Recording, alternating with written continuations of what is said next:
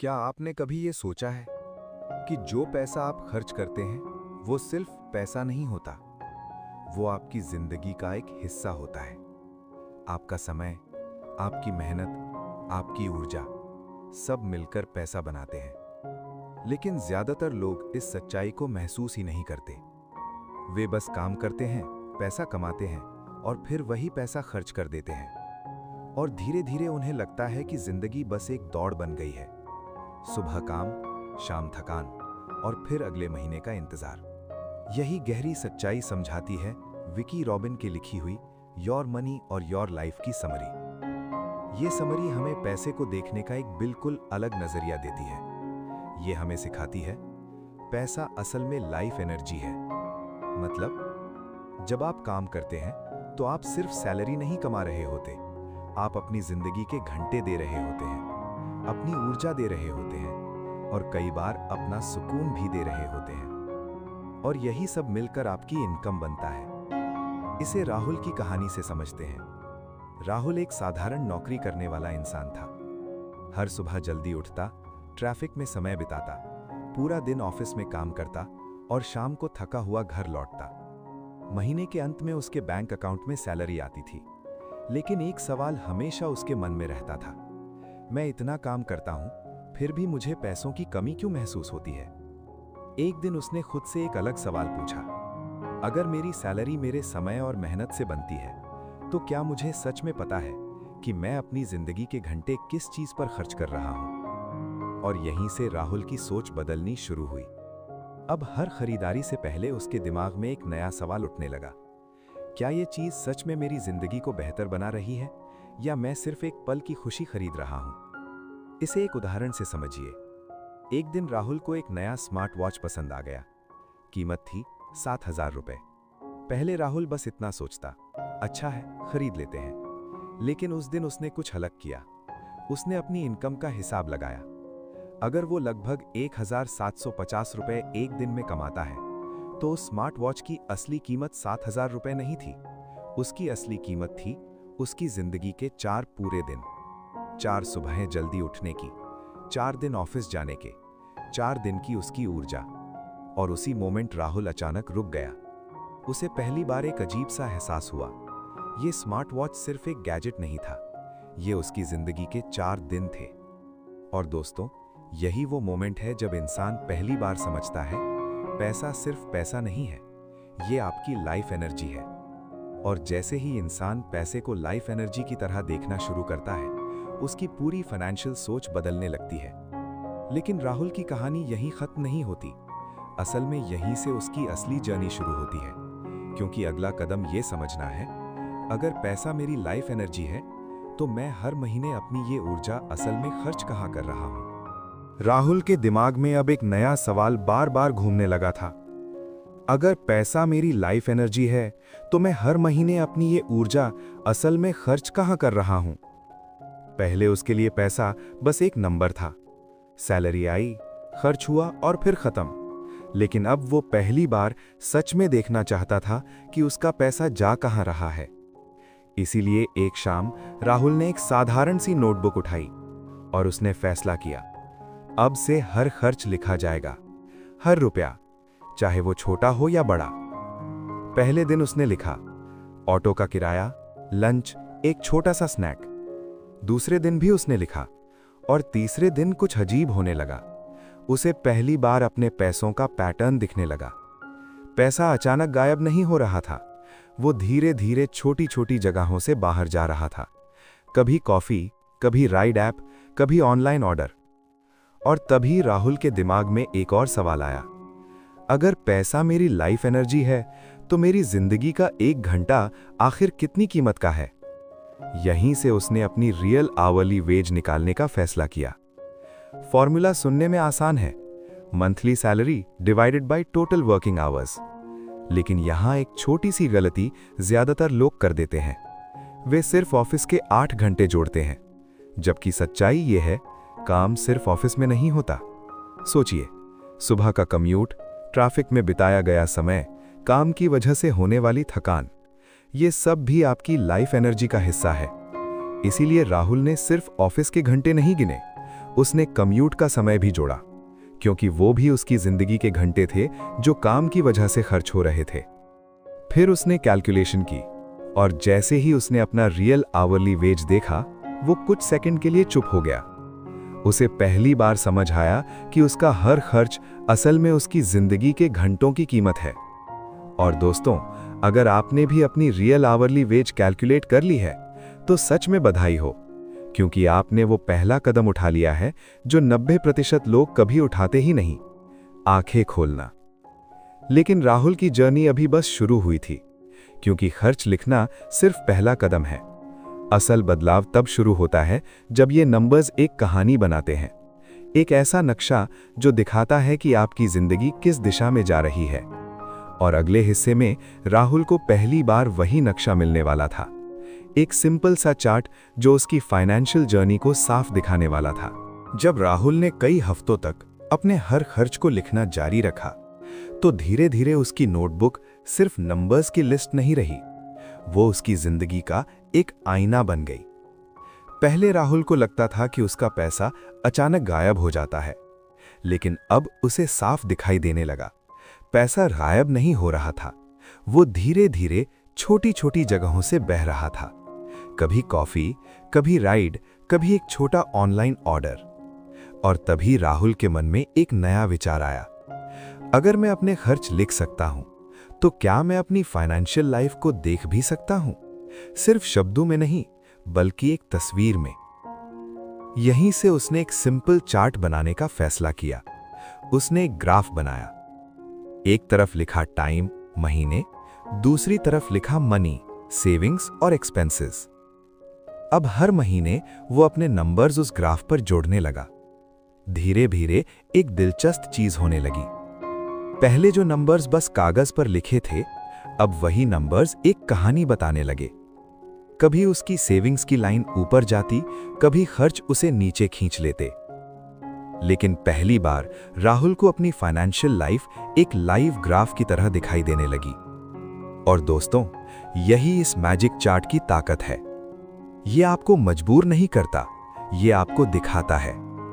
और जब इंसान सच्चाई को देख लेता है, तो बदलाव अपने आप शुरू हो जाता है। धीरे धीरे राहुल के चार्ट में एक और दिलचस्प चीज दिखाई देने लगी। उसकी सेविंग्स की लाइन थोड़ी थोड़ी ऊपर उठने लगी। और उसी समय उसके मन में एक नया सवाल आया, अगर ये लाइन ऐसे ही ऊपर बढ़ती रही, तो क्या एक दिन ऐसा भी आ सकता है जब मेरी सेविंग्स ही मेरी जिंदगी चलाने के लिए काफी हो जाएं?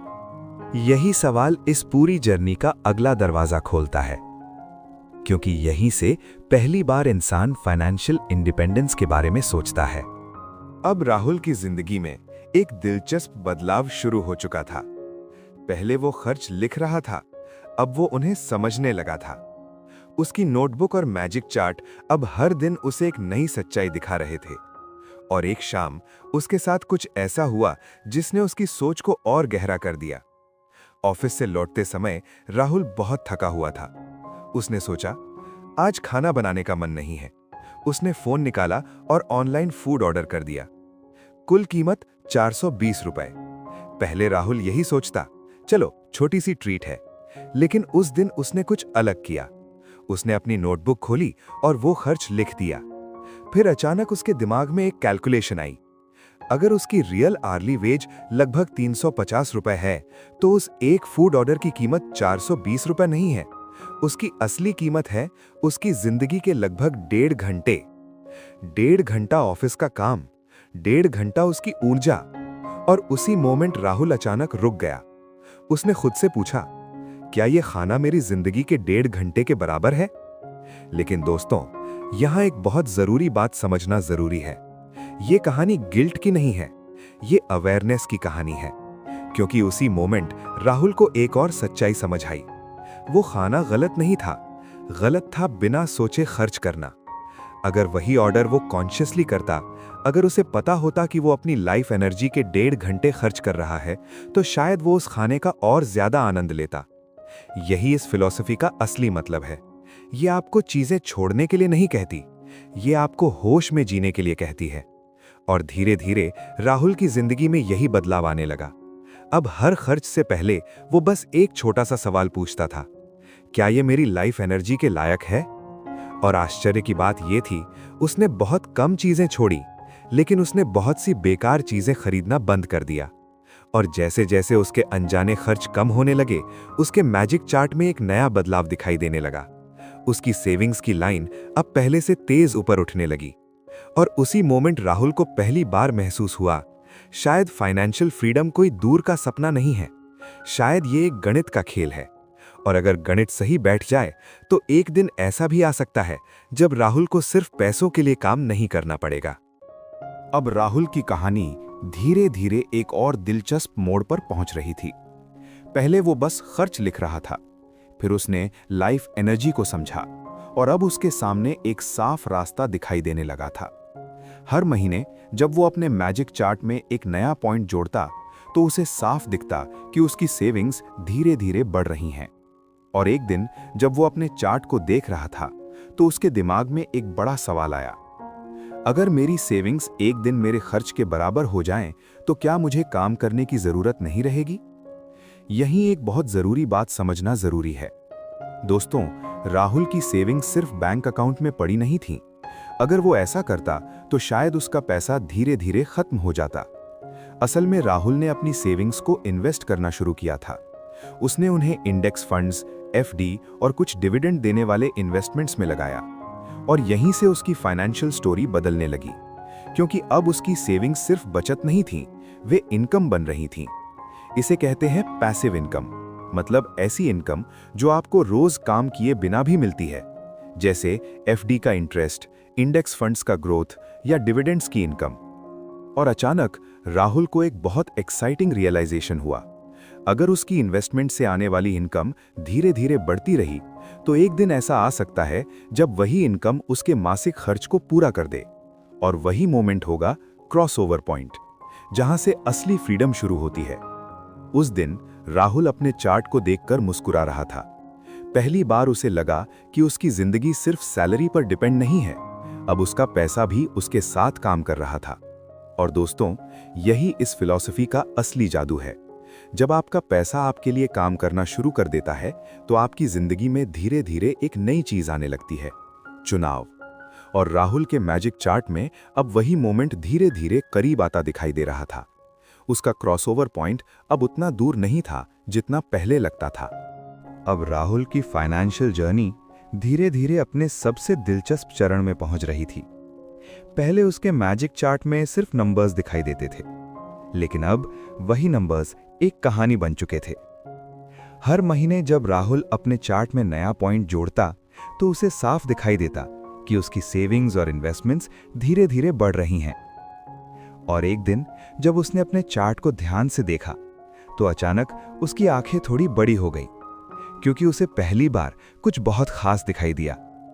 उसकी इन्वेस्टमेंट इनकम धीरे धीरे बढ़ रही थी। एफडी का इंटरेस्ट, इंडेक्स फंड्स का ग्रोथ और डिविडेंड से आने वाला पैसा। पहले ये अमाउंट्स छोटे थे, लेकिन जैसे जैसे उसकी इन्वेस्टमेंट्स बढ़ती गईं, ये इनकम भी धीरे धीरे बढ़ने लगी। और अचानक राहुल को एक एक्साइटिंग रियलाइजेशन हुआ, अगर ये इनकम ऐसे ही बढ़ती रही तो एक दिन ऐसा आएगा जब ये उसके मासिक खर्च के बराबर हो जाएगी। और उसी मोमेंट उसके दिमाग में एक बिजली सी कौंधी, मतलब उस दिन उसे सिर्फ पैसे के लिए काम करने की जरूरत नहीं रहेगी, उसका पैसा उसके लिए काम करेगा। और यही है फाइनेंशियल इंडिपेंडेंस। उस रात राहुल अपने मैजिक चार्ट को देखकर मुस्कुरा रहा था। पहली बार उसे लगा कि फ्रीडम कोई दूर का सपना नहीं है, ये कोई जादू नहीं है, ये एक सिस्टम है। अगर आप अपनी लाइफ एनर्जी को समझें, अपने खर्चों को कंट्रोल करें और अपनी सेविंग्स को इन्वेस्ट करें, तो धीरे धीरे आपका पैसा भी आपके लिए काम करना शुरू कर देता है। और दोस्तों, यही वो मोमेंट होता है जब इंसान पहली बार सच में महसूस करता है फाइनेंशियल फ्रीडम शायद उतनी दूर नहीं है जितनी हम हमेशा सोचते रहे हैं। राहुल के चार्ट में भी अब वही मोमेंट धीरे धीरे करीब आ रहा था। उसका क्रॉसओवर पॉइंट अब बस कुछ ही दूरी पर था और बहुत जल्द उसकी जिंदगी एक नए अध्याय में प्रवेश करने वाली थी। समय के साथ राहुल के मैजिक चार्ट में एक बहुत दिलचस्प बदलाव आने लगा था। हर महीने जब वो अपने ग्राफ में नया पॉइंट जोड़ता तो उसे साफ दिखाई देता कि उसकी इन्वेस्टमेंट्स धीरे धीरे बढ़ रही हैं और उसी के साथ उनसे आने वाली पैसिव इनकम भी बढ़ रही थी। पहले ये इनकम बहुत छोटी थी, लेकिन जैसे जैसे उसकी इन्वेस्टमेंट्स बढ़ती गईं, ये इनकम भी धीरे धीरे मजबूत होने लगी। एक शाम राहुल अपने चार्ट को देख रहा था। उसने अपनी मंथली एक्सपेंसेस की लाइन देखी, फिर अपनी इन्वेस्टमेंट इनकम की लाइन, और अचानक वो कुछ सेकंड के लिए चुप हो गया, क्योंकि दोनों लाइंस अब बहुत करीब आ चुकी थीं। वो मोमेंट जिसे वो महीनों से देख रहा था, अब सच में उसके सामने खड़ा था। राहुल ने गहरी सांस ली और पहली बार उसने अपने अंदर एक अजीब सी शांति महसूस की। पहले वो सोचता था कि फ्रीडम का मतलब है बहुत सारा पैसा, लेकिन अब उसे समझ आ चुका था, फ्रीडम का मतलब है कम डर, कम चिंता और ज्यादा चुनाव। अब राहुल को पता था कि अगर वो चाहे तो वो कम काम कर सकता है या ऐसा काम कर सकता है जो उसे सच में पसंद हो, क्योंकि अब उसकी जिंदगी सिर्फ सैलरी पर निर्भर नहीं थी। उसकी इन्वेस्टमेंट्स धीरे धीरे उसकी आज़ादी बना रही थीं। और दोस्तों, यही इस पूरी फिलॉसफी का सबसे बड़ा संदेश है। फाइनेंशियल इंडिपेंडेंस सिर्फ अमीर बनने का नाम नहीं है, ये उस स्थिति का नाम है जब आपकी जिंदगी डर के बजाय चुनाव से चलती है। राहुल की कहानी भी अब उसी मोड़ पर पहुंच चुकी थी। उसका क्रॉसओवर पॉइंट अब बस एक कदम दूर था और बहुत जल्द उसकी जिंदगी सच में बदलने वाली थी। जब राहुल ने कुछ हफ्तों तक अपने हर खर्च को लिखना जारी रखा, तो धीरे धीरे उसकी नोटबुक सिर्फ नंबर्स का पन्ना नहीं रही, वो उसकी जिंदगी का एक आईना बन गई। पहले राहुल को लगता था कि उसका पैसा अचानक गायब हो जाता है, लेकिन अब उसे साफ दिखाई देने लगा। पैसा गायब नहीं हो रहा था, वो धीरे धीरे छोटी छोटी जगहों से बह रहा था। कभी सुबह की कॉफी, कभी कैब राइड, कभी देर रात का ऑनलाइन ऑर्डर। और तभी एक दिन राहुल ने नोटबुक बंद की और अचानक हंस पड़ा। उसे एहसास हुआ समस्या उसकी सैलरी नहीं थी, समस्या ये थी कि वो अपनी लाइफ एनर्जी को देख ही नहीं रहा था। यही मोमेंट उसकी जर्नी का पहला बड़ा टर्निंग पॉइंट था। लेकिन यहां एक और दिलचस्प चीज हुई। राहुल ने सोचा, अगर मैं रोज खर्च लिख सकता हूं, तो क्या मैं अपनी फाइनेंशियल लाइफ को देख भी सकता हूं? सिर्फ शब्दों में नहीं, बल्कि तस्वीर में। इसी क्यूरियोसिटी में उसने एक सिंपल स्प्रेडशीट खोला। कुछ लोग नोटबुक में भी ये कर सकते हैं। उसने 2 कॉलम बनाए, पहला इनकम, दूसरा एक्सपेंसेस, और फिर उसने हर दिन के नंबर्स भरने शुरू किए। कुछ दिनों बाद एक अजीब सी क्लैरिटी आने लगी।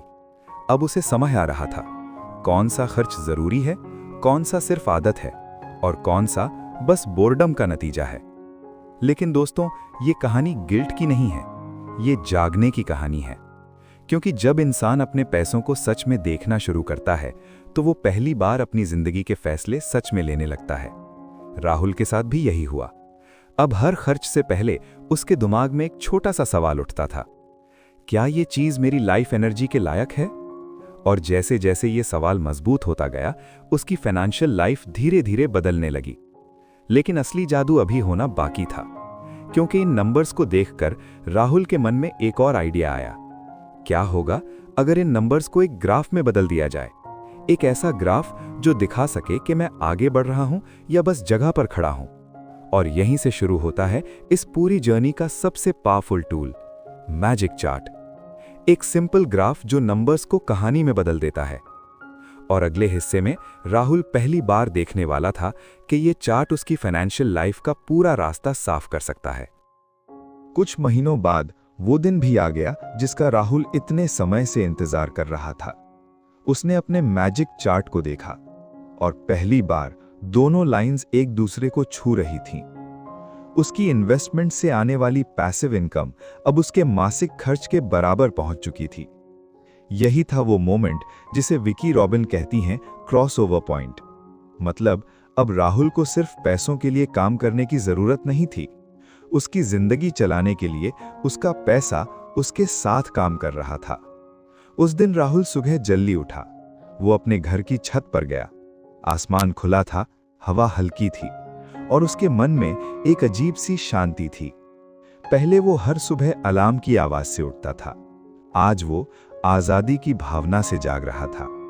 अब अगर वो काम करेगा तो इसलिए नहीं कि उसे करना पड़ेगा, बल्कि इसलिए क्योंकि वो करना चाहेगा। और दोस्तों, यही इस पूरी किताब की सबसे बड़ी सीख है। फाइनेंशियल फ्रीडम का मतलब बहुत पैसा होना नहीं है। इसका मतलब है आपकी जिंदगी आपकी मर्जी से चलना, आपका समय आपके नियंत्रण में होना और आपकी लाइफ एनर्जी सच में उन चीजों पर खर्च होना जो आपके लिए मायने रखती हैं। राहुल की कहानी यही दिखाती है। उसने कोई लॉटरी नहीं जीती, उसकी सैलरी अचानक नहीं बढ़ी। उसने बस 3 चीजें की: अपनी लाइफ एनर्जी को समझा, अपने खर्चों को देखा और अपनी सेविंग्स को इन्वेस्ट किया। धीरे धीरे उसी दिशा ने उसे फ्रीडम तक पहुंचा दिया। दोस्तों, अगर ये समरी आपको पैसे को देखने का एक नया नजरिया दे पाई हो, तो इस वीडियो को लाइक जरूर करें। चैनल सुनो किताब ऑफिशियल को सब्सक्राइब करें ताकि ऐसी ही गहरी और जीवन बदलने वाली किताबों की समरीज आप तक लगातार पहुंचती रहें। और अब आपके लिए एक छोटा सा टास्क। आज ही 10 मिनट निकालिए और अपने पिछले 7 दिनों के सभी खर्च लिखिए। बस इतना सा कदम आपकी फाइनेंशियल अवेयरनेस की शुरुआत हो सकता है। और कमेंट में जरूर बताइए, आपकी फाइनेंशियल जर्नी का सबसे बड़ा चैलेंज क्या है। धन्यवाद।